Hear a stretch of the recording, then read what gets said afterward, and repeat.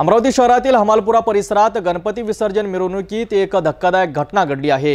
एका 19 वर्षीय तरुणावर चाकूने हल्ला करण्यात आला असून हल्ल्यात तो गंभीर जखमी झाला। या घटनेमुळे परिसरात तणावाचं वातावरण असून पोलिसांचा मोठा बंदोबस्त तैनात करण्यात आला आहे। अमरावतीतील हमालपुरा भागात तानाजी चौकात हमालपुराचा राजा आणि बीड तानाजी गणेशोत्सव मंडळाच्या विसर्जन मिरवणुकीत ही दुर्दैवी घटना घडली। मंडळाच्या मिरवणुकीत संकेत जगताप नावाच्या 19 वर्षीय तरुणावर चाकूने हल्ला करण्यात आला। या हल्ल्यात संकेत गंभीर जखमी झाला असून त्याला तातडीने सावदेकर रुग्णालयात उपचारासाठी दाखल करण्यात आला आहे, जिथे त्याची प्रकृती गंभीर असल्याचं डॉक्टरांनी सांगितलं आहे। घटनेनंतर राजापेठ पोलिसांनी तातडीने गुन्हा दाखल केला आहे। सोनू आगाशे, पप्पू कुबडे आणि सूरज मोटे या आरोपींवर कलम 109, 115 आणि 3(5) अंतर्गत गुन्हा नोंदवण्यात आला आहे, परंतु अद्याप आरोपींना अटक न झाल्याने आज बीड तानाजी चौकात गणेश मंडळाचे कार्यकर्ते आणि जगताप कुटुंबियांनी ठिय्या आंदोलन केले। आंदोलकांनी आरोपींना तात्काळ अटक करण्याची मागणी केली आहे। या आंदोलनादरम्यान पोलीस उपायुक्त श्याम घुगे, सहाय्यक पोलीस आयुक्त संजय खताळे, राजापेठ पोलीस स्टेशनचे ठाणेदार पुनीत कुलट आणि सिटी कोतवालीचे ठाणेदार मनोहर कोटनाके घटनास्थळी उपस्थित होते।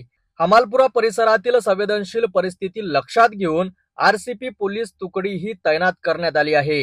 स्वतः राजापेठचे ठाणेदार पुनीत कुलट यांनी बंदोबस्ताची जबाबदारी घेतली आहे।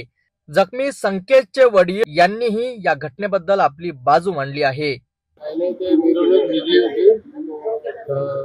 डीजे मध्ये नाचत होते, ते गुलाल कोणी उडवलं, काय उडवलं, कोणाचे भांडणं काय माहित नाही, त्याला ओढून नेलं, तिकडं चाकू मारले। ते 9:15 9:10 रात्री काही कारण नसताना त्या लहान मुलाला मारलं। ते नुसतं नाचायसाठी गेलं, काही विनाकारण म्हणजे त्याच्या अंगावर चाकूने घाव केले असे, आणि वाचवायला गेले त्यांनाही पण मारलं। आणि आम्ही म्हणजे नेहमीप्रमाणे लेकरं नाचतच होते, मग ते बंद केलं। त्यांना सांगायलाच गेलं ते मुलं की तिकडनं जा म्हणून, तर त्यांच्यावर एकदम त्या माणसांनी हल्ला केला। काय मागणी की त्या आरोपींना लवकरात कडीची शिक्षा दिली पाहिजे। याच्या पुढे अशी घटना नाही होईल आणि त्यानंतर माझ्या मुलाला केसाला सुद्धा धक्का नाही लागला पाहिजे। तो तिथे गणपतीची आरती चालू करणार होतो। पोलिसांनी आम्हाला सहकार्य केलं की आरती चालू करा म्हणे। आम्ही आरती चालू करणार होती, एकतरच भांडणाचा आवाज आला।